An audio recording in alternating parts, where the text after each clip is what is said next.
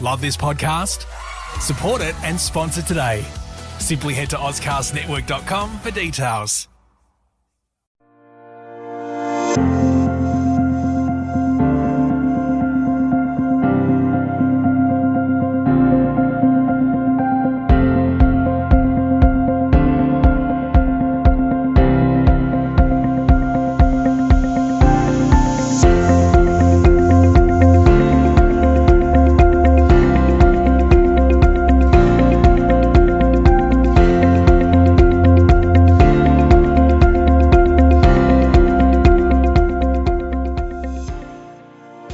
Hello audience, wherever you may hail, I'm your host John Bruni. Welcome to The Focus, where we bring you the most thought-provoking and informative current affairs analysis from around the world. Each episode we invite top experts and analysts to share their insights on the most pressing issues of our time. Join us as we explore the complex and ever-changing landscape of the world, where we provide valuable perspectives on the events that shape our global community. Gosh, it's good to be back after our prolonged Christmas New Year's break, but the team is all fired up for a year where we'll be keeping a watching brief on the state of the world, which promises to be quite the roller coaster ride. In this episode, we'll be looking at the current round of madness in the never-ending Middle East maelstrom. Joining us on this journey is returning guest from the UK, Scott Lucas. Scott is a professional journalist and emeritus professor of international politics at the University of Birmingham and associate of the Clinton Institute, University College Dublin. But before we start, a shameless plug for ourselves. Please subscribe to our channel. We need the algorithm to find us, and by hitting the subscribe and like buttons, this is your contribution to the growth of what hopefully will become a South Australian global sensation. Scott, welcome to The Focus. Hey, John. Great to start 2024 with y'all. Thank you very much. Likewise. So, Scott, in light of the recent withdrawal of some IDF units from Gaza, how do you assess the strategic advantage Israel has demonstrated thus far in its conflict with Hamas? Also, what role has international pressure, particularly from the Biden administration, played in shaping Israel's response to the 7th of October attack? Let me start with a general point, John. As we enter February, almost 4 months after the Hamas mass killings inside Israel, more than 1,000 people who were murdered, we now are in the phase of an Israel open-ended war with their own mass killings, with almost 27,000 dead in Gaza. And despite what you just said about that limited withdrawal of Israel troops from northern Gaza, I don't see that open-ended war ending soon. Indeed, despite negotiations that are going on as we speak, being brokered by Qatar between the Israelis, the Gazans. Egypt is also now involved in hosting a meeting in Cairo.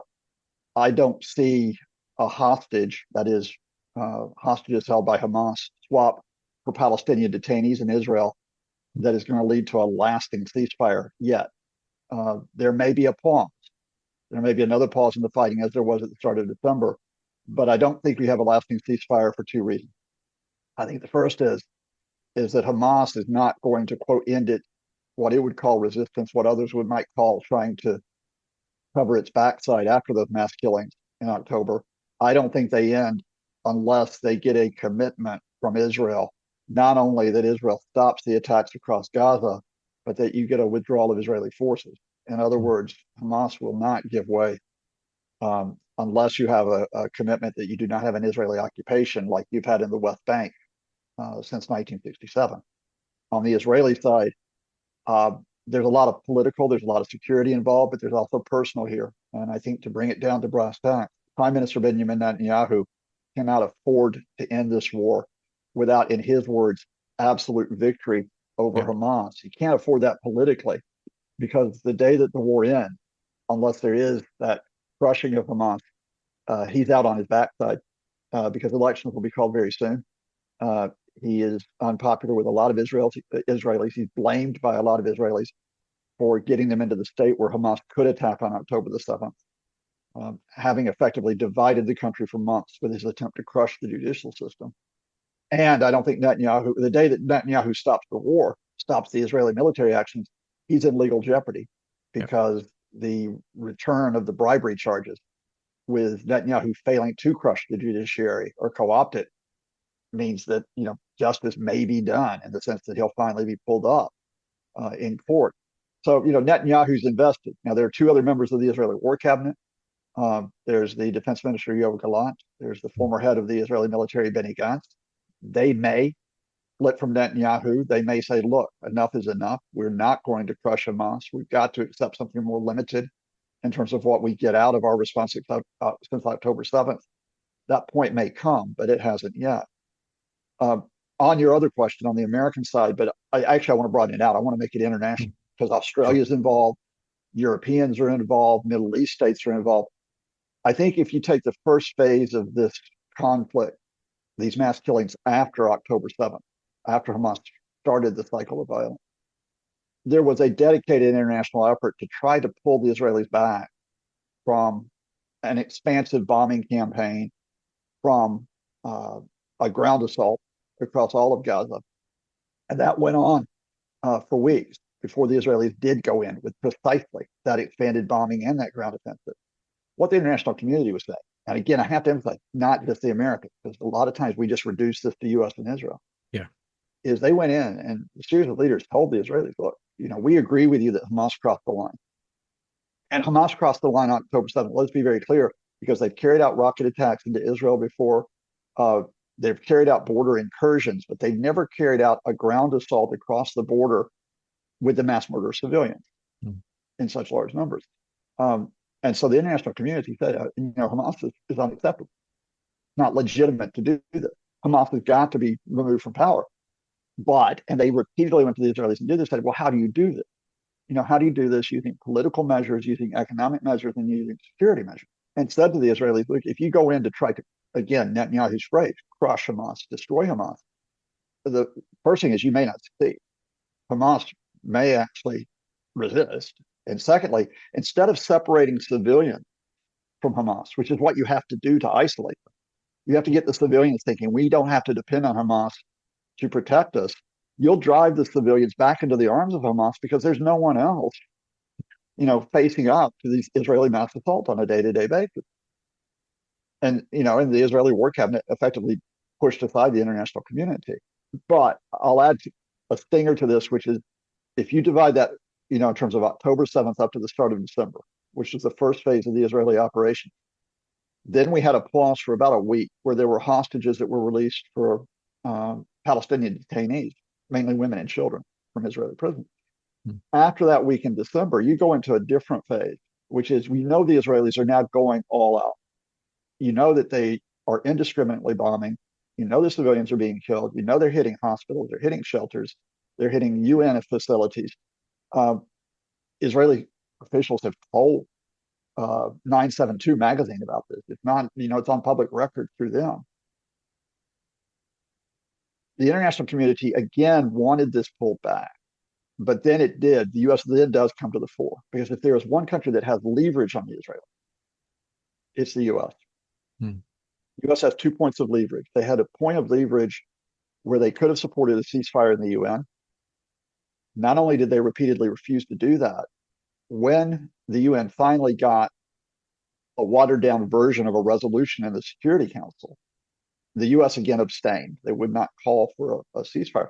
But the U.S. also insisted that Israel retain a veto on aid that goes into Gaza. And that, of course, means that you not only have civilians who are at threat from a military attack, you've got what the UN calls a humanitarian catastrophe going on. And we can talk about the details of how serious it is, but let's just start with the point that 85% of the population is displaced. More than 1.9 million people out of 2.3 million people, they are not in their homes. They're crowded into shelters, which are at 4 times their capacity. They're trying to find another safe space that hasn't been bombed out of existence.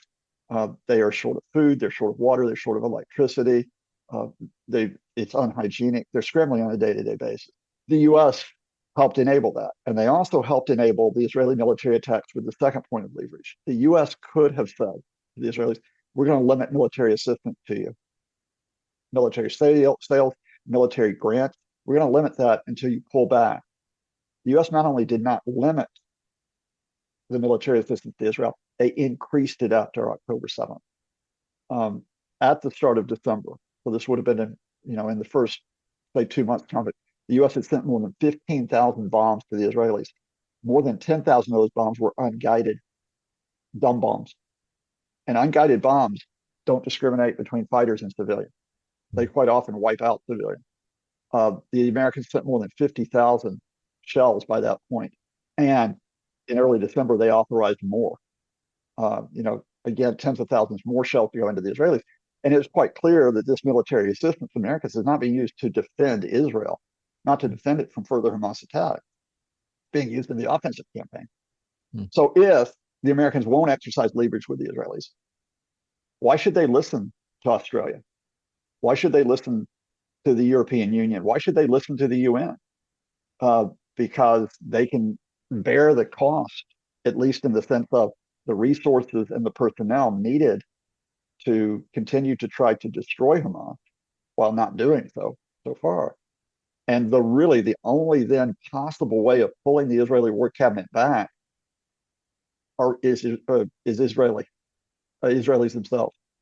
You would have to have enough resistance in Israel. And there are a number of Israelis who are opposed to this.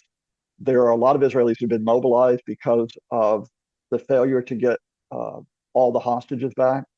So there is criticism of the government, especially of Netanyahu, but we're not at the point where there's enough criticism of the government that it'll curb the military offensive. Wow. Well, that's a really depressing note to start this interview on. But let me just put something to you. I mean, when we talk about the United States, there are no innocent parties here. Both sides of politics, the Democratic and on the Republican, you will have those people who are diehard supporters of the Israelis. In no universe that I can conceive of could I imagine an honest broker American administration or an honest broker US president who would sit back and say, whoa, we're going to start reining in the Israelis by limiting the supply of munitions. That would be such a shot across the bows that from a realist's perspective in Washington, D.C., you could spark off a war just within the precinct of Washington, D.C. over such a point of political controversy. So again, I hear what you're saying, but with the Americans having behaved the way that they have as enablers of the current Israeli offensive, and with no real honest brokers out there to speak of. You mentioned earlier, Netanyahu's got political dramas. You've got the writers, they're just enjoying what they're seeing come to pass. They are true believers in Armageddon. And now they're seeing these kind of apocalyptic biblical visions come to light. It's almost like it's the end of days and we're all preparing for it. But my God, the cost. And, if we're looking at other international actors like, I don't know, the Russians, for instance. I mean, God help me, the Russians. They've had very close and abiding relations with Palestinians for a long time, but they also have relations with Israel. You would think that if Putin was serious about getting some of his cred back in some capacity, here's an opportunity. Why don't you walk in and try to develop a very sound and rational way where the fighting can end and you can start talking again? But you don't see that.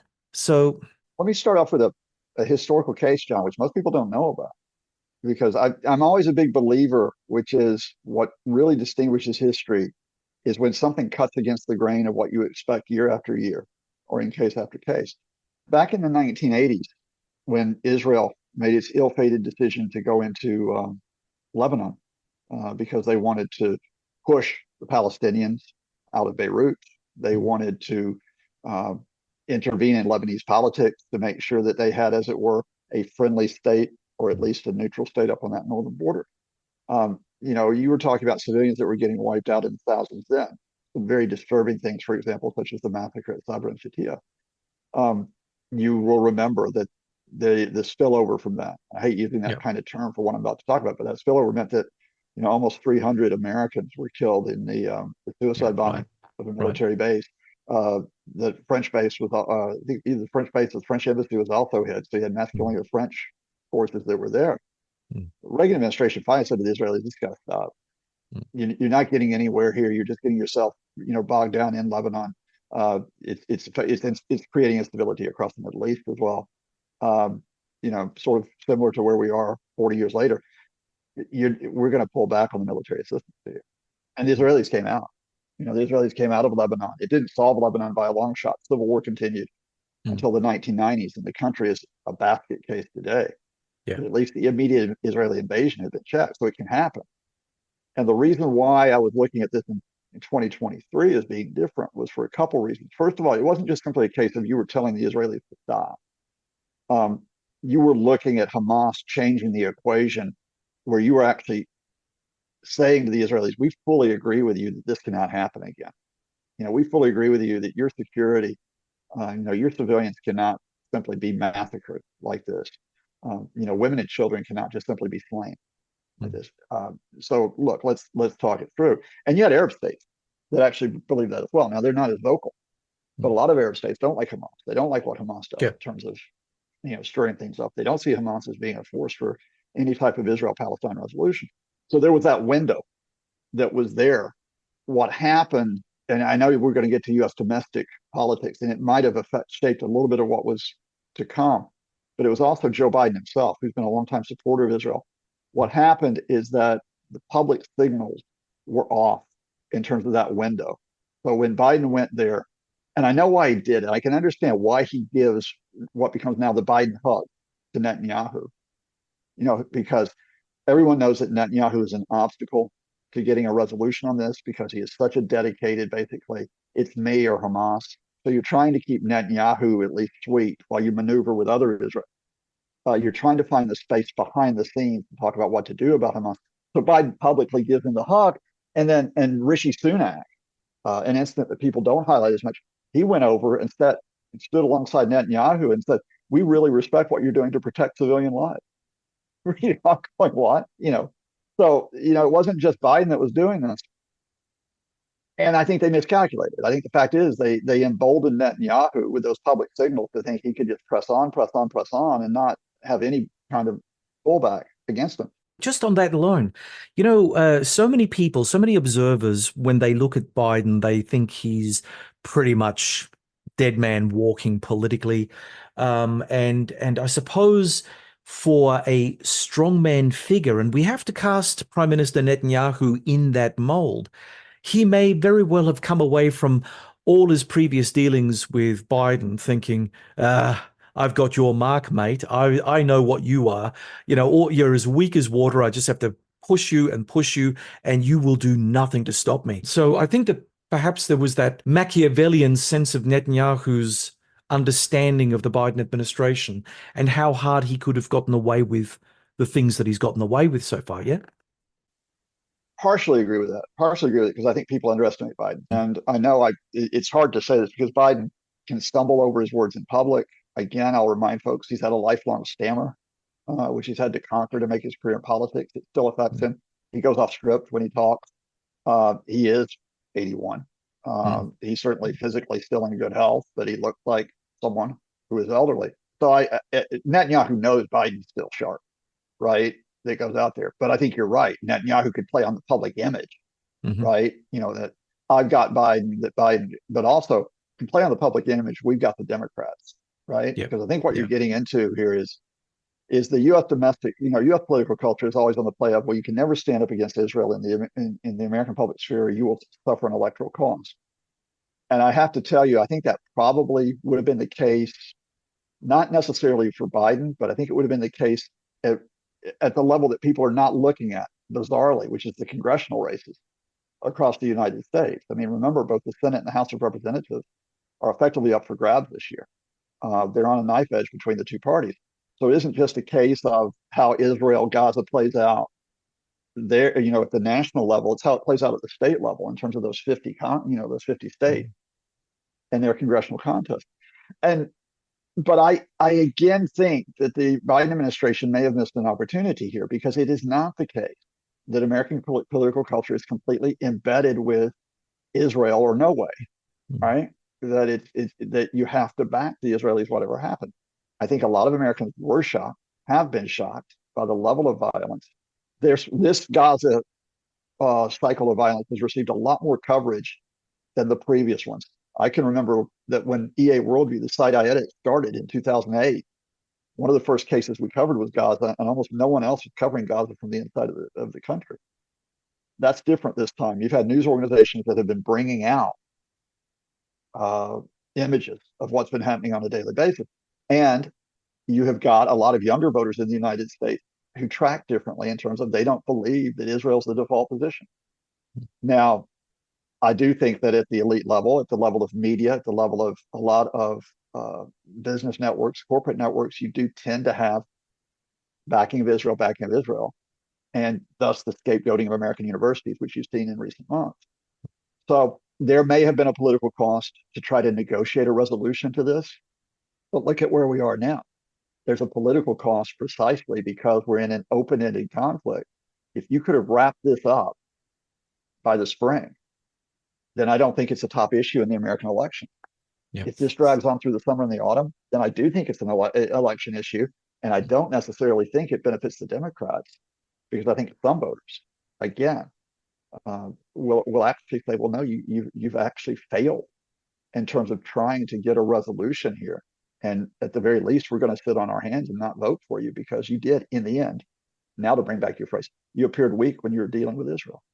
Do you think, I mean, I know this is coming out of left field, but just listening to what you've said with regard to America's capacity to push back against Israel, you know, American academics John Mearsheimer and Stephen Walt, they wrote a book basically extolling the fact that America is in bed with the Israeli lobby, that the Israeli lobby is an irresistible force in American politics. Do you think they overplayed their hand then in that regard?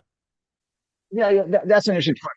And boy, let's see where we go with this, because I'm going to say at the time when they brought out that book, because I can't remember if it was just before or just after the Iraq War in 2003, but it was in that time frame. You know, that makes the book even more provocative because of the disastrous, in some ways, malicious Bush administration invasion of Iraq. Yeah, right? Yeah, So for sure. a lot of it could be, a lot of it could be this, right?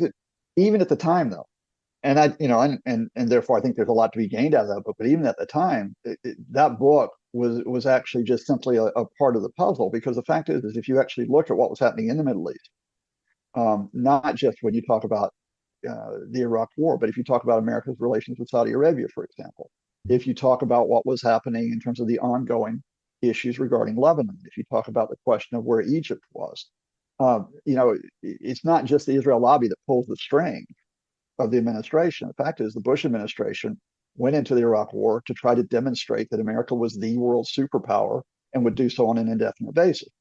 Yep. That's something that went far beyond Israel. The Bush administration, in terms of going into that war in Iraq, in a sense, made sure it was on side with Saudi Arabia. Now, there have been other other books written about the Saudi lobby in the United States, but you do have to bring that in. Mearsheimer and Walt put all their eggs in one basket. There's a second reason, though, why, and I'm just going to have to be personal about this, why I'm not going to have any truck with this in terms of that, and that's where both Walt and Mearsheimer have gone subsequently. I still read Stephen Walt's work, and I think he's very well intentioned in terms of where he goes. But let's be honest, where Stephen Walt comes from. Stephen Walt basically is in a sense, he calls himself a realist, but it's very much anti-American intervention. And that's not just anti-American military intervention, it's also political and economic intervention, right? And I think that's problematic in ways we can get into. It's problematic, for example, when you get to Mearsheimer, because Mearsheimer right now effectively is carrying water for Russia's invasion of Ukraine. Okay. And we can talk Middle East here, but I'm going to make the link here. I've listened to John Mearsheimer for years about Ukraine, and the fact is that John Mearsheimer, who, with respect, very sharp mind, very good realist perspective, doesn't have detailed knowledge of Ukraine and Russia and how he cherry picks, in a sense, to say that Russia is on the defensive and has been on the defensive since 2014 against the West and NATO and the United States, even Australia, probably. And the fact is that's not, anybody who actually goes into the record knows that's not the case.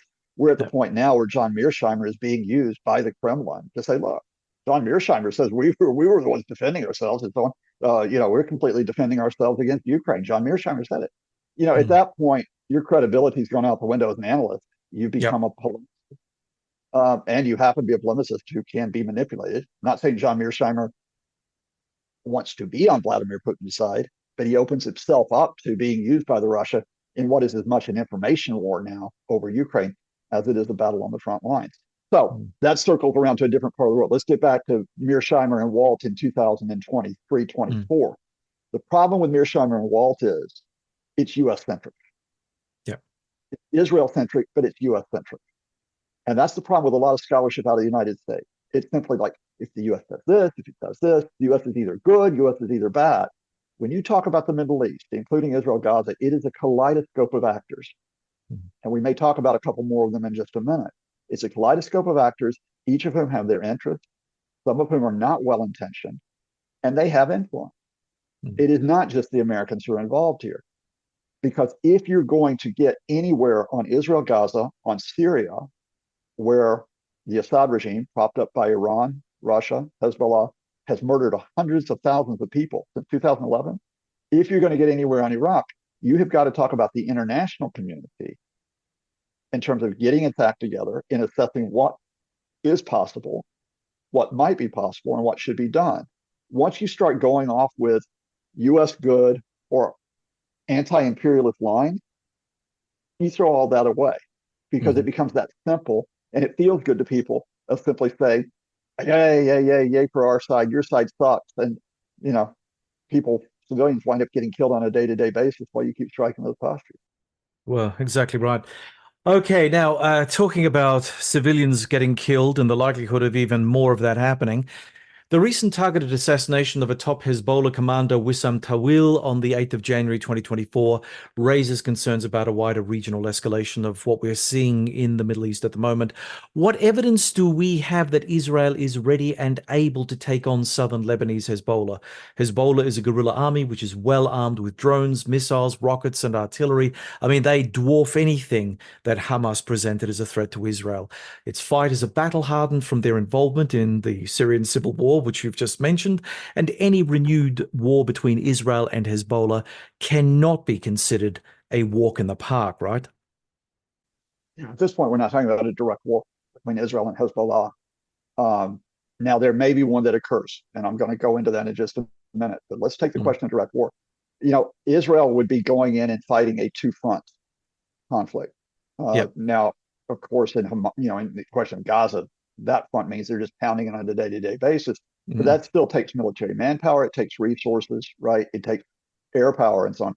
So to open up a second front, to try to go after Hezbollah, given especially that Israel's previous incursions into Lebanon have not necessarily gone very well. They didn't go well in the 80s, as we mentioned earlier. They did not go well in 2006, when the Israelis effectively had to withdraw with quite a bit of embarrassment because they had underestimated Hezbollah's strength. This isn't like a slam dunk, to use that infamous phrase, that Israel can just walk in and knock off Hezbollah. Hezbollah is not going to want a direct confrontation, not only because, the fact is the Israelis do have a lot of advanced weaponry, do have a lot that they can bring on the air and on the ground. Lebanon's a basket case. Economically, the country is almost bankrupt, has been for years, can't even deliver basic public services, has serious issues, again, with a number of those folks who have been displaced for decades, including Palestinians inside the country. And Hezbollah is now on the inside of the system. Hezbollah has been in the ruling government coalition. It's no longer an outside, as it were, insurgent force within Lebanon. So if they take on the Israelis and they bring more pain upon Lebanese people, they'll get blamed for it. They'll get blamed for it as a legitimate authority. And so they've got to calculate that as well. And if you look at, in particular, Hezbollah, Hassan Nasrallah, the Hezbollah leader, he's been very cautious in what he said. He'll talk about the axis of resistance, which is led by Iran. But everything is about the Palestinians resisting Israel. Now, there are skirmishes on a day-to-day basis between Israel and Hezbollah. Those have been killings on both sides, in the sense that there have been some Israeli military casualties. There have been hundreds of Hezbollah military casualties. Some civilians have been killed in Lebanon, but we're not talking about direct confrontation. Now, park that for a minute and let's go wide and talk about what might happen and bring. I talked about a kaleidoscope earlier. Yep. The stakes have been raised not just for Israel and Lebanon, and Hamas is already in the mix, but for Iran, because the Israel-Gaza conflict is intersecting with instability that existed before October the 7th. Let's take this with an episode on Christmas Day, and that is someone else who got killed. Iran's top commander in Syria, a man named Saeed Razi Muzafi, was assassinated by the Israelis. The Iran military's main compound is in southern Damascus, and of course, Iran has propped up the Assad regime ever since the rising of March 2011, along with the Russians. So the Israelis know where that compound is, and they said, "Look, we're going to hit it. We're going to take out your top guy." So they've assassinated Iran's top guy in Syria. A few days later, inside Iran, on January the 3rd, the Islamic State, which is not gone, it is still present. There are still Islamic State cells operating across a number of countries.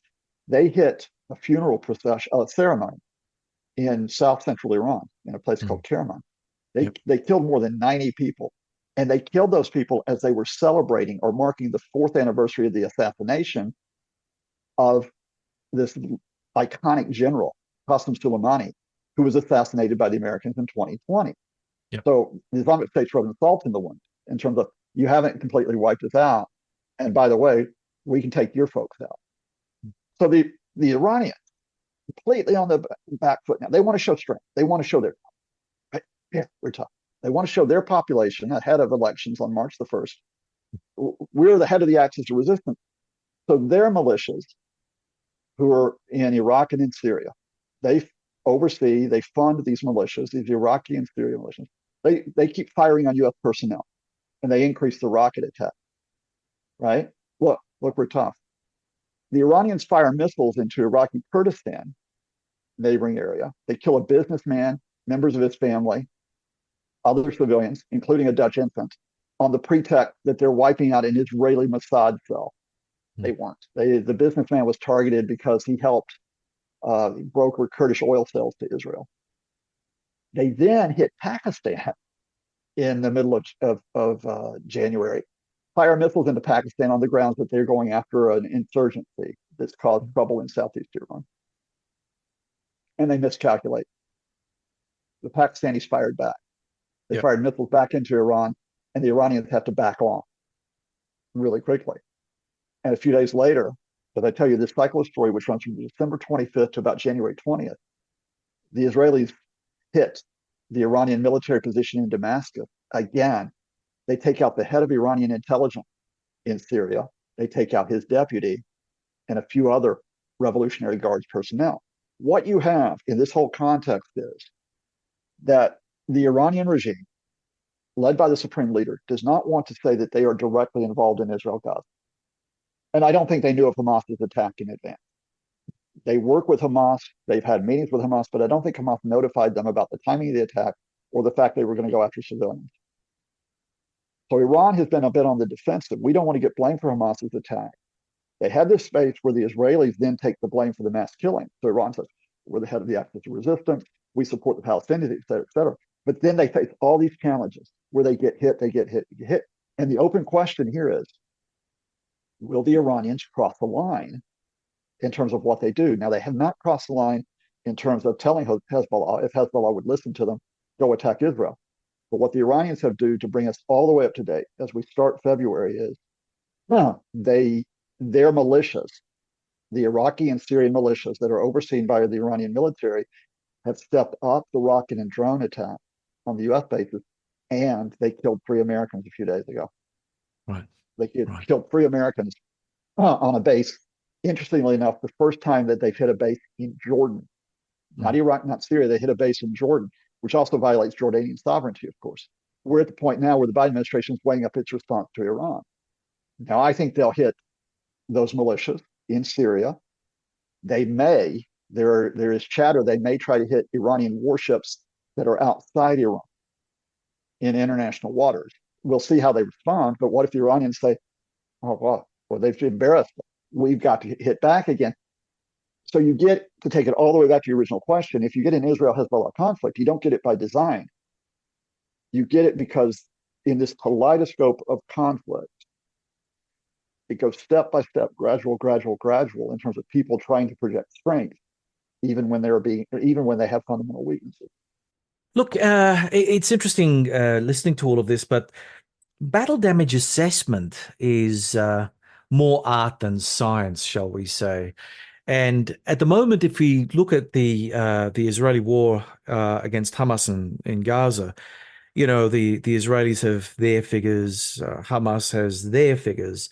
One of the people that I listen to ever so often, just to find out what the real right wing Israelis may think. There's a guy called Ben Shapiro. You probably are quite familiar with his work. But but he made a claim the other day on Piers Morgan, which I found a little difficult to kind of get, and that is, for the loss of only 200 Israeli soldiers so far, they've taken out 10,000 Hamas fighters. Now, I understand that, Hamas is nowhere near as disciplined an outfit as Hezbollah. And, it's just the sheer scale of this. And because the Israelis are doing it, obviously there's a political imperative to show Israelis that they are fighting the good fight and doing all this kind of thing. And our losses are very, very light in comparison to the punishment we're meting out to Hamas. But where's the proof of all of this? And how do we understand the nature of the war, us outside the battleground, if you will, when everyone is playing with figures that we can't ever verify? And yet, as you were saying, the Israelis will fly a mission into southern Damascus, pinpoint accuracy, take out, some leading figures of Iran's inner circle, the IRCG or the Quds Force, doing the nasty in Syria. And we have verification that they've done it. There's a bit of a miss in terms of how we try to work out the reality of what we're seeing on the ground. Now, either the Israelis are so good at war and they can pinpoint accurately target people, which then leads to the question, well, if you could do it with various Al-Quds and IRCG commanders, why could you not do the same thing in Gaza, with your pinpoint accuracy? Why did you go in so damn hard, level half of the Gaza Strip, displace 1.3 million out of 2 point whatever million people living in Gaza, and cause all this horror when maybe a couple of well-placed bombs in a couple of places would have totally wiped out Hamas command and control, for instance? So again, what are we seeing? What's the truth of all this? Well, let's start with a specific question. If you're asking in terms of tracking casualties that take place. I mean, personally, and I'll buy you a few beers, and we can talk about how each of us tries to maintain a stable position in terms of great uncertainty. You triangulate between a whole range of sources, right? So you triangulate, you take in what the Israeli Defense Forces say, okay, you take in what Hamas says, you take in, however, what the UN says, you take in what medical organizations say, including those who are in Gaza, you take in what other NGOs are reporting, you take in reliable, and you have to make sure they're reliable sources on social media, and you put it all together. And you just work on this on a day-to-day basis. Now, as I speak to you, the estimate from Gaza's health ministry is almost 27,000 people killed. Yeah. Now, the first thing here is that the Israelis, earlier on in this conflict, when it became very uncomfortable that you had such a high death toll, they said, oh, you can't trust Gaza's health ministry. It's run by Hamas, et cetera, et cetera. Right. Almost immediately, not just international organizations, but most governments pushed back against that and said, well, no. The UN health organizations have found the health ministry to be reliable in past Israel-Gaza conflicts in terms of what it's reported. That the estimates that the UN had, for example, were according with what the health ministry was seeing. So 27,000 is a reasonable figure. And by the way, quite quietly, a few weeks later, the Israeli Defense Forces said, yeah, okay, that the death toll is probably about what's being said, right? Right. So they acknowledge they've knocked out quite a lot of people. Now, the health ministry does not distinguish between those who are Hamas fighters and those who are civilians, right? But, and this is an important but the United Nations tries to, in its estimate, and international organizations who have, her position in Gaza, try to do so as well. And they've reported consistently since the start of the Israeli response to Hamas's own mass killing on October 7th. And by the way, we could talk about how do we say more than 1,000 people in Israel were killed.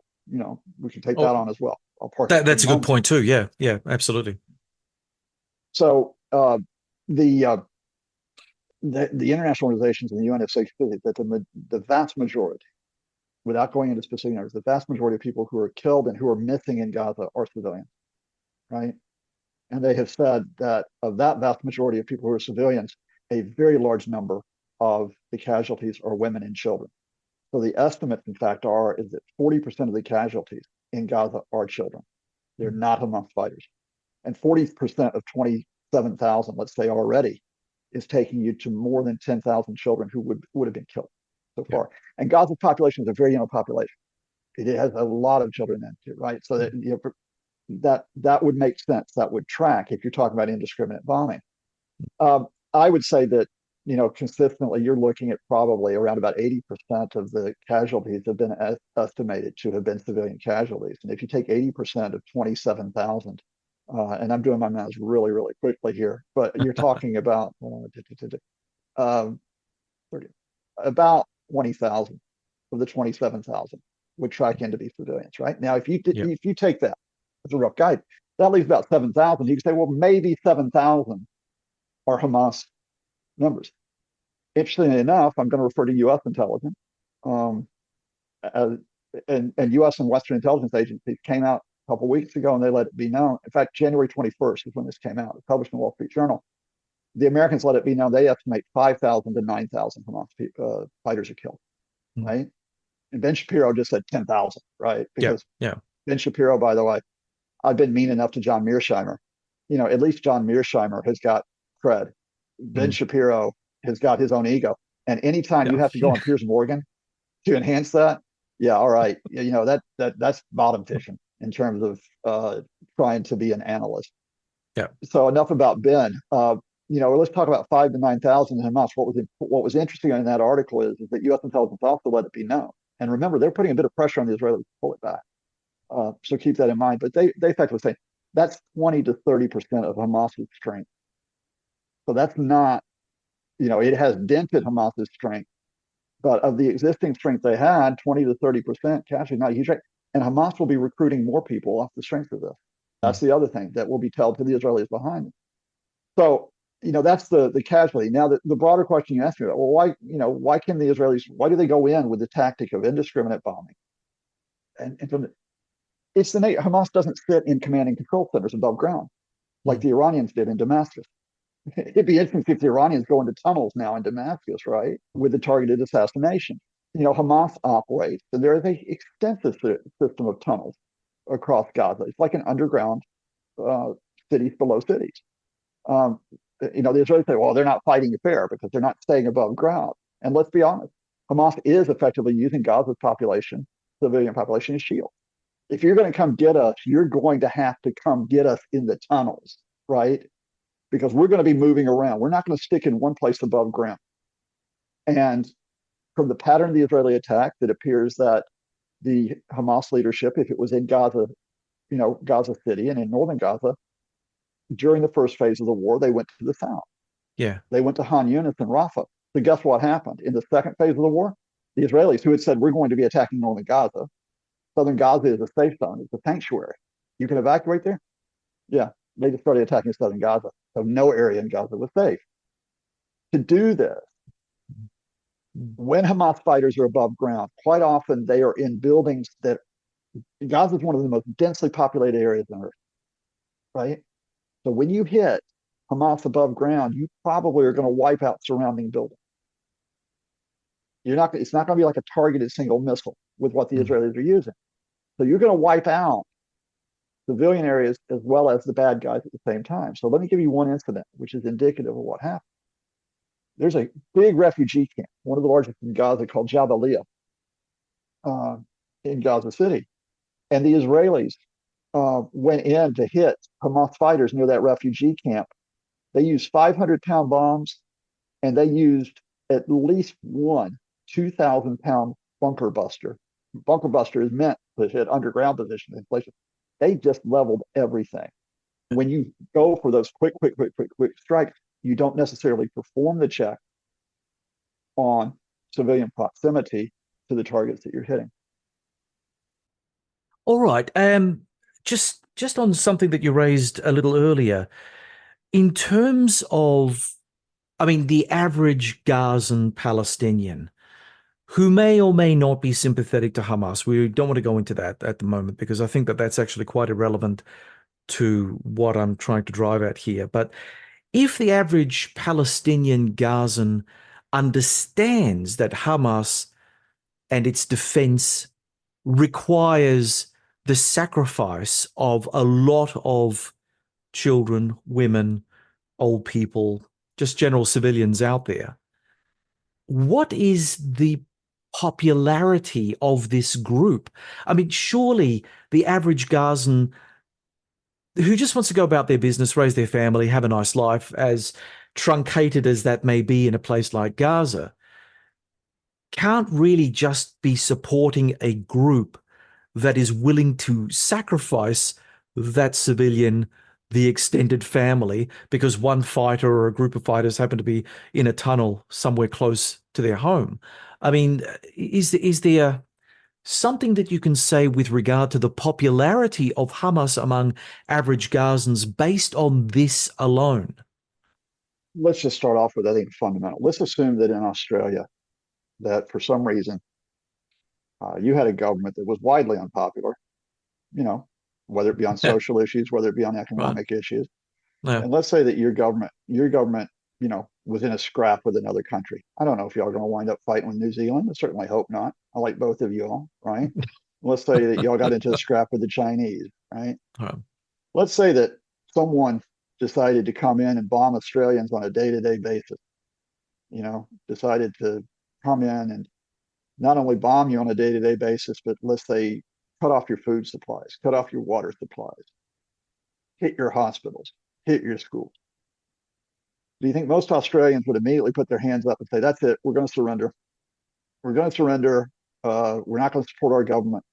That's it, we're gone. Or do you think that Australians who would be told by their government, this is an existential threat, this is a threat to your survival as a community, as a nation, do you think that a lot of Australians might rally around that government, at least in the short term?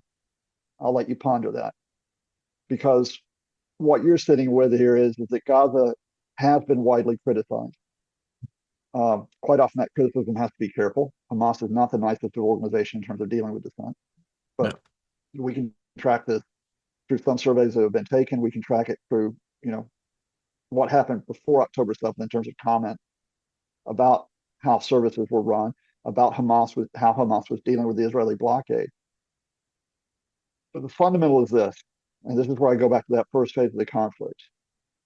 When you have civilians who are facing an existential threat to their lives, whether or not they would actually be killed or whether or not they would never go back to their home, you have got to give them a choice. You've got to give them an alternative to that peril. And the alternative in the first phase of this conflict was to say, we're going to bring aid into Gaza. We're going to bring aid to those who immediately had to leave their homes. We're going to set it up working with NGOs. We're going to set it up through international organizations. We're going to support the United Nations, including the Relief and Works Agency that deals with refugees, has done for decades. And we're going to support them. And by sending in that aid, you send a message to those civilians, which is, we care. We care. Now, Hamas might have tried to object to that aid. Hamas might have, not liked what happened, but Hamas is having to deal with the fact that the Israelis are on their doorstep. You put Hamas in a position of either accepting the international aid and the support that comes in there, or actually at a time when Israel is already going to come after it, Hamas trying to stand in the way of the international organization. That didn't happen. In fact, the opposite happened. Instead of giving those civilians a possibility of existing and thus detaching themselves from a dependence on Hamas, you left them at the mercy of Israel. You left them at the mercy of Israel in terms of no home, no reliable food, no reliable schools, no reliable health care. Most of the hospitals destroyed in your community. And at any moment of any day, they can get you. Now, where do you think civilians go at that point? There's only one recourse at that point, and that is the folks who still do try to deliver some public services in Gaza, who do try to deliver something. You might not like Hamas, and I certainly don't on what they did on October 7th, but they are the authority that is there. Until you give civilians some type of hope in the short term that they're not going to be dead or completely stranded, and until you give them in the longer term some hope of governance and public services, you're not going to end this. You're not going to end this because Gaza will continue to be a place where resentment and anger and desperation will fester. There is a nagging thing in the back of my mind, and I don't know whether you can clarify this for me, but if we go back to October 7 and we go back to what would probably be remembered as Israel's greatest intelligence failure, or at least something akin to that, we do know back in 87 when Hamas was formed, it was formed to counterbalance the, less than stellar Palestinian Authority, formerly the PLO. They wanted to sort of divide and rule the Palestinian territories. I think the Israelis would probably look at it from that perspective. How much of a hand do you think Israel had in turning a willful blind eye away from things that they may have known were about to happen? How much of this post-war, and assuming that we get to a post-war period, do you think Israeli investigators will start determining that there were elements within the Israeli government that weren't sorry for the Hamas invasion of southern Israel because it gave them casus belli to do what they ended up doing, which is displacing much of the Palestinian community in Gaza. And as we know, in the West Bank, things aren't great there either. Jewish settlements, illegal Jewish settlements, keep on growing at the expense of Palestinians. And the Palestinian areas are truncated, crisscrossed by Jewish-only highways, checkpoints, having to be sort of passed between one Palestinian grouping and another. So, life is almost impossible there anyway. So I could imagine that once the main part of the shooting is over, that yes, life is going to be so unbearable for the people who are left in Gaza that they will choose to leave once the border is back open. And whether that's at the expense of Egypt, I don't think Egypt is going to have much of a say in this. I think perhaps the Saudis will give El-Sisi an offer he can't refuse, and all of a sudden we'll have Palestinian refugee camps springing up all over Sinai, in spite of the very real danger that the Egyptians consider Hamas and groups like Hamas because they're tied to the Muslim Brotherhood. What do you say to that? I mean, I know it's high conspiracy, but in the Middle East, as you know, I mean, high conspiracy is how politics is played out.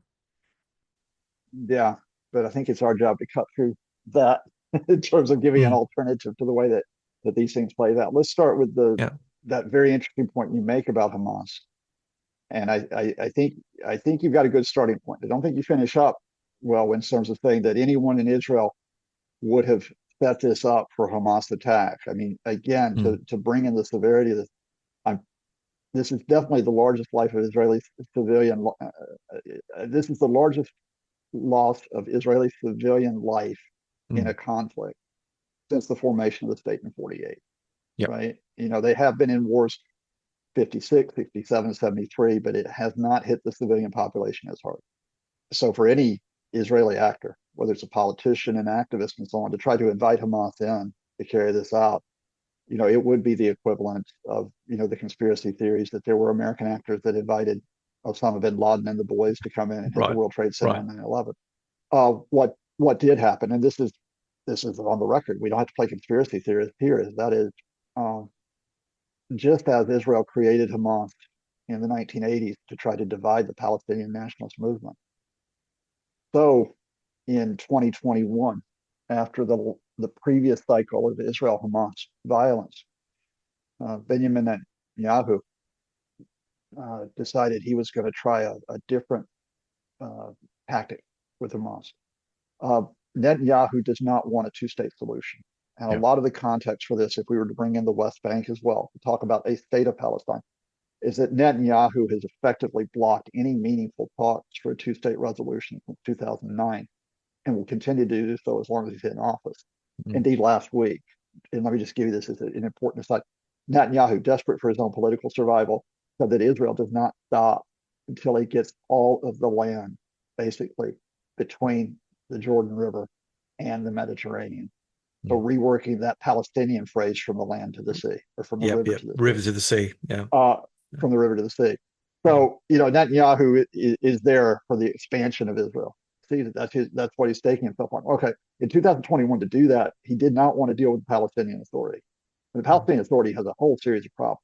It's economically suspect, and I think you know what I'm saying by that euphemism. It is not well liked by most Palestinians in the territory. It is seen as being very weak on the security front because of the Israeli occupation. But Netanyahu did not want to be in a position where he had to deal with these folks. So what's he going to do?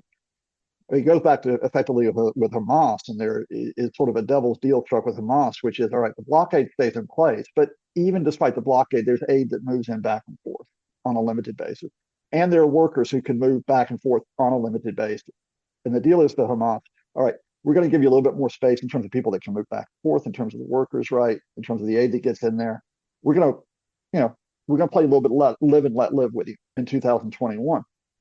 Because that way, you still got Hamas in play. You still got Gaza in play. You don't get bumped by the international community to have to deal with the PA and the West Bank and issues like the Israeli settlement. Well, of course, what was happening while Netanyahu was striking this devil's deal is that with the devil being in the details, is that Hamas was planning for payback over 2021 when it was frankly embarrassed by the Israelis in a very brief cycle of violence. So, Mohammed Deif, who is the man behind October 7th, he was making plans for 2 years. So Netanyahu opened himself up to this Hamas attack, which is, again, one reason why he is widely unpopular in Israel and why his political future is gone if this war ends. Let me just pick up one thing you said, which is, well, how does it end? That is where, as an analyst, I hit a roadblock. I don't see how this ends. I do not see it at this point. If Netanyahu was pushed and the war cabinet was pushed or decided they're going to stop, I think at a bare minimum, what you've got is you've got an Israeli occupation of the northern part of Gaza. Easy. They'll expand. I agree with that. They'll have it what is effectively a buffer zone, so they don't get hit again with a cross-border attack, right? So now you've got an Israeli occupation like the one you've had in the West Bank since '67, and that you had in Gaza until 2005. Now you've renewed the occupation. The rest of Gaza, most of which has been destroyed, you've got people bottled up there. You've got no alternative authority right now to Hamas. I mean, the PA, I don't think Palestinian Authority, even if anybody can get their act together, would be accepted by most people in Gaza. Arab states will not come in and be part of a multilateral force to rule Gaza in lieu of that, because and quite wisely they won't, because you're going to get an insurgency that hits the multilateral force, multinational force that comes in there. And I don't think the Gazans get out. And I don't think they get out for a couple of reasons. One is, I think the Egyptians will try to hold out against any incentives to open up that border. Because remember, when you do, you now have refugee camps on your territory for decades. Oh yeah. and Egypt has its own problem with Islamist groups who have carried out attacks, right? Who might have some sympathy with Hamas. The other reason why I don't think you necessarily go out is I'm not sure a lot of Gaza civilians, and this is going to sound strange, I'm not sure a lot of them will want to go. And the reason because of that goes all the way back to 1948. Some of your listeners may know something called the Nakba, which was the displacement of Palestinians when the state of Israel was created. Hundreds of thousands of Palestinians who now have millions of descendants who are still displaced. And that is seen as an iconic moment for many people because we lost our home. We lost our ancestry. We lost everything we had, and we've never gotten anything back out of it. And so for Gazans to say, after everything that they've done, they suffer, well, that's it. We're going to go to another country that will take us, go into a refugee camp or whatever. It's a second Nakba. So I'm not necessarily saying that that they would be pressed into staying in Gaza. I think some of them probably would. Again, because that, as harsh as it has been, with almost 2 decades of Israeli blockade, with the recurrent cycles of violence, with the immense toll that has taken place. Again, a reminder: now more than 1% of the population, killed since October 7th. It's still theirs, and if they leave, what do they have? I'm John Bruni, and you're listening to Sage International's The Focus podcast. And from the UK, we're speaking with Scott Lucas, journalist and emeritus professor at the University of Birmingham. Now, let's change tack slightly. Although we're still in the Middle East, we're still talking about war. The recent spate of American-led strikes on Houthi targets hasn't seemed to have dented Houthi attacks, especially on international shipping. Having said that, Western military technology has certainly taken a toll on Houthi offensive power, with few of their drones and missiles finding their targets. What do you think would likely get the Houthis to stop their attacks, Scott? Better American targeting of Houthi command and control, or a political sweetener? If the latter, what do you think this might be? Why should the Houthis stop at this point? That's the starting point. Here you have rebels, or an insurgency, if you want to call them that, who are now a de facto authority in much of Yemen. They have been since 2014, 2015. They're in control of the capital. They have been, either through violence or through political negotiation, trying to confirm their legitimacy for almost a decade, vis-a-vis the internationally recognized Yemeni government, which is based in the south of the country and which is backed by Saudi Arabia and by the UAE. What they have been given since October 7th is the opportunity to bolster that claim to legitimacy by posing as the defenders of their people, whether it be Yemeni people or whether it would be the notion of the defenders of those who are oppressed, like Palestinians, by the Israelis, by taking shots at international shipping. And these aren't just symbolic shots, because of course 12% of the world's maritime trade goes through the Red Sea. Now, most of these attacks have not been successful. There have been some ships that have been hit. No military ships were hit, although the Houthis came close, the closest they have come to hitting a U.S. warship in the past 24 hours. But just the Houthi threat of the attacks and that a ship could get hit has wound up diverting between 50 and 80% of the traffic around the tip of Africa, around the Cape of Good Hope. And that's a serious disruption to the world's economy, and all from this group, the Houthis, backed by Iran. So why should they stop? Even if the Americans hit them and they, hit some of their launch positions where the rockets and missiles are being fired from, and they kill a few people. Right now, it's like, well, the Americans hitting us just makes us the defenders even more. We're not the aggressors. We get to play at being the defenders, who also were the victims of an American aggression, a British aggression. So that's the line that they're going to play at this point. You just come back to the fundamental here, John. That is that while Israel and Gaza was not the only conflict in the Middle East, it was not the only piece in this kaleidoscope, it becomes a catalyst. It becomes a catalyst for all the other conflicts, all the other power plays that take place. If you want to deal with the violence, the Houthi violence in the Red Sea, if you want to deal with the issue of the violence which has been inside Yemen for more than a decade, you got to stop Israel's attacks on Gaza. Because as long as Israel's attacks on Gaza go, the Houthis have a pretext that bolsters their political and military position. A lot of people in journalism today are talking about Iran, heading up this axis of resistance.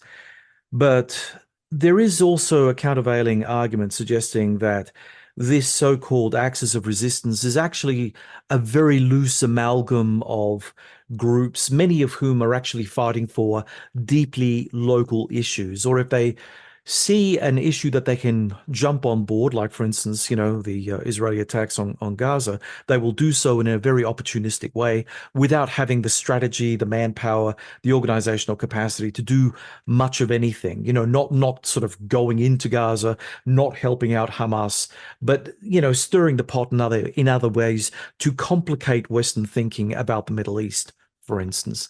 So if this is the case, if this is just a loose network, can Iran actually do anything about its proxies? Can it issue out an order from Tehran, from Grand Ayatollah Khamenei, for instance? Not that he would, because he's 84 years old, and I got to tell you, he's not looking pretty good physically. We talk about Biden, but this guy's older. The ability for Iran to rein in what it says, and here in the what it sees is interesting, because here in the West we have this impression that the axis of resistance is all Iran centered, and Iran calls all the shots. I don't think it's that simple. I think that there are far more local complexities that need to be taken into account. What's your view? First of all, the axis of resistance, and that's the Iran term. And it's important it's an Iranian term. It shows you what their play here is, Yeah. that they are putting themselves at the head of it. It is a network of groups, but it's not a network entirely of equals. Just as you might talk about, to put it in terms that are more common to us, we've got blocks in the West. We've got, for example, Australia is part of, for example, the Quad, right? Australia is part of APEC. You can talk about NATO, right, which covers in terms of Europe. So there are relationships, partnerships, and alliances that are built up, but not everyone in a partnership or alliance is at the same position. Yep. So what are we talking about when we talk about the axis of resistance? For decades, going all the way back to the 1980s, Iran has positioned itself as the symbolic, the religious, the political head of these groups in terms of forming a block of power, which often is positioned against Israel, which is positioned quite often against Western powers, such as the United States. It goes all the way back. You talked about the formation of Hamas back in 87. You talk about the formation of Hezbollah in the 1980s. Iran was embroiled in an 8-year war in which millions of people were killed or wounded with Iraq. Yep. So for Iran, this was their existential moment. They had to try to build up as many points of pressure as possible. The U.S. invasion of Iraq in 2003 turned the dynamic, turned the kaleidoscope, as it were, in terms of what happened, because in the aftermath of that, you had Iraqi insurgent groups with whom the Iranians worked. Right? So now they're working with groups inside Iraq. Now they're working, of course, with Hezbollah, and are working with Palestinian groups, not just Hamas, but eventually the Palestinian Islamic Jihad, PIJ. Then you talk about what happens in Syria in 2011, where you get the killing of hundreds of thousands of people. The Iranians not only go in to prop up the Assad regime, but of course they now have groups of militias, some of them being Iraqis who come across the border, some of them being Syrians, who they work with. They have a structure for working with this loose network, if you want to call it, which is called the Quds Force. Quds Force is the Revolutionary Guards branch responsible for all operations outside Iran. So Iran is, in a sense, the organizer of the network. Now, it can't necessarily command elements of the network, go do this, go do this, go do that. You have to negotiate, you have to discuss, you have to plan. But I think you can quite clearly say that when it comes, since we've been talking about the Houthis, Iran is the main supplier of military equipment and hardware to the Houthis, right? Iran tries to give economic assistance to the Houthis. If Iran did not exist, the Houthis would still be there, but they wouldn't be in as strong a position, right? Yep. Iran provides a great deal of political support and provides military guidance, or let's say interaction with Hezbollah. If Iran was gone, Hezbollah would still be there. That's part of Lebanese politics. But Hezbollah, again, would be in a different position. And you say the same thing about the militias in Iraq and in Syria. I'm not sure they would even be there without Iran. That's a little bit different because they are effectively so much, as it were, dependent on the Quds Force in terms of planning, logistics, and supplies. You put all of that into the mix, and you still have to go back to Iraq as a point where you have to say, what is happening And first and foremost, what is happening within Iraq, with Iran? You have to go back to Iran and say, what is happening inside Iran? You mentioned the supreme leader, who's 84 years old.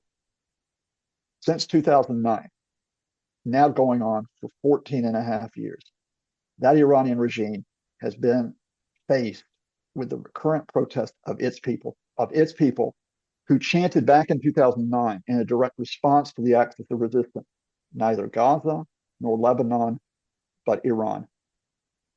Look, whatever you're doing in that region, whatever, we want it sorted at home. Because, of course, I politely would call it a disputed presidential election. If I was, not writing for the website, for EA Worldview, I would call it, in conversation, a rigged election. And when millions of Iranians came out against the rigging of that election, it completely rattled the regime. And remember that the leaders of the opposition movement, the Green Movement, including the man who probably won that 2009 election, Mir Hossein Mousavi, have been under house arrest since February 2011. If the regime was secure in its position, would they still be under house arrest? And we have had the recurrent protests. And I won't go through the whole history of it, but your listeners will probably know that the latest cycle started in September 2022, particularly over women's rights, including the issue of hijab, with the death of Mahsa Amini in police custody. Those protests it's fire under the ashes. The protests have been suppressed. They've been decapitated. That's what they do. They jail people. They threaten, they harass, but it's fire under the ashes. And Iran has got serious economic issues as well. Yeah. All of that is in play. So when they come out and say we're the head of the axis of resistance, they've got a very, very shaky position at home. So for those who are interested, I just wrote a piece which went up yesterday on The Conversation. Very good website that started in Australia and has now spread through the world about this topic. So that's, sort of related. And the reason why I emphasize this is for two reasons. First of all, I don't like either or analysts. You know that. So analysts who either say, there's a complete, basically the United States or Israel or other countries, they've completely got the Middle East, they run the Middle East, et cetera, right? And I don't like folks who say Iran is the rising power in the Middle East, play this either or. Fact of the matter is, it's much more complex in terms of the regional and the domestic issues that take place. And so you have to treat Iran at this point, having been under sanctions for so long, having suffered economic mismanagement for so long, having continued to try to suppress and limit political space for so long, they're shaky. And when they lash out on a day-to-day basis and say, the axis of resistance will win, we have a new missile, we have a new drone, that's where that rhetoric comes from. All right. Look, finally, Scott, having said all of that, if Joe Biden decides to go large on his, revenge mission for the Tower 22 incident and targets Iranian military IRCG Quds assets close to Iranian territory or strays into Iranian territory, I'm not so sure whether the Iranian people are going to be rallying around the flag, considering all the things you've just said about the government. How do you think an American strike, even if it was a limited one, or dare I say even an Israeli strike, would play with the Iranian people? Would they then just put their reservations about their government to one side and rally around the flag irrespective? Or is the situation so shaky that it just takes a bit of a nudge and the whole house of cards come tumbling down? For almost 20 years, there's a guy named John Bolton. You might remember him. The guy with the walrus mustache. Yeah. One of my favorite, I say that sarcastically, one of my favorite neoconservatives for almost 20 years, John Bolton today. Bomb Iran, bomb Iran, bomb Iran. They'll rise up against the regime. And I'm going to walk you back to what we just said earlier. You might not like your government. You might have serious issues with your government. If you get attacked from outside and your existence is threatened by someone who has bombed you, who are you going to go with? I say this, by the way, on the basis of having a lot of friends who are in Iran, a lot of very brave friends who continue to persist on a day-to-day basis. If Iranians want to change their government, Iranians who want to change their government, who want to change the regime, who want the political and economic space to do so, they want to do it. They don't want someone else to come in, as we saw with Iraq in 2003, and kill their fellow Iranians to try to get that change. That's the starting point. So I am almost certain, I'll put the house on this one, that the Biden administration is shrewd enough to know that you hit Iranian targets outside of Iran, especially hitting their proxy targets, the militias. You hit possibly their naval forces that are outside of it. And then you also step up the economic pressure on them as well. Because those U.S. sanctions aren't going to come off. No. And you make sure the international community supports that. I also suspect, although it will not be openly admitted, that the Americans, and this is where it gets really messy and really complicated, the Americans will probably, as they continue to sacrifice leverage on Israel over Gaza, will probably support Israel's covert operations to hit the Iranians. There will be sharing of intelligence. There will be discussions of what is possible under the radar. I'm not sure whether it'll send the cyber attacks, which we have seen in the past, but I suspect you're going to see more assassinations of Iranian personnel outside of Iran. Where I would be watching very carefully, and this is the risk of escalating against Iran, is I'd be watching the Persian Gulf really carefully. We talked about the Red Sea, through which 12% of global traffic goes, maritime trade. 20% of the world's oil supply goes through the Persian Gulf. And we have had, as in the 1980s, the risk of that being choked off. The Iranians like to posture they control the Persian Gulf. Any type of American action, including outside of Iran, will have effects not just on the ground, but I think even more effects in terms of what happens at sea. All right. Well, Scott, thank you very much for joining us and for sharing your insights on the focus. It was absolutely fantastic having you on the show again. And thanks for kicking off 2024 for us.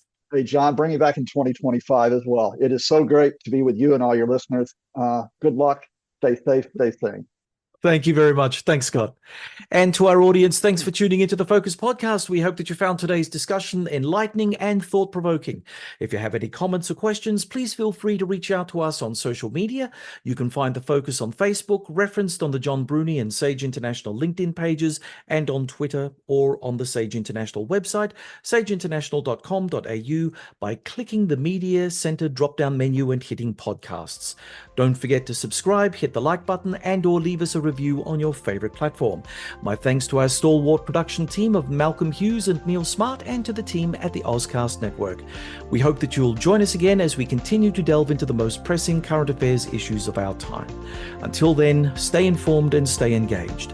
I'm John Bruni, and from Adelaide, South Australia, you've been listening to The Focus.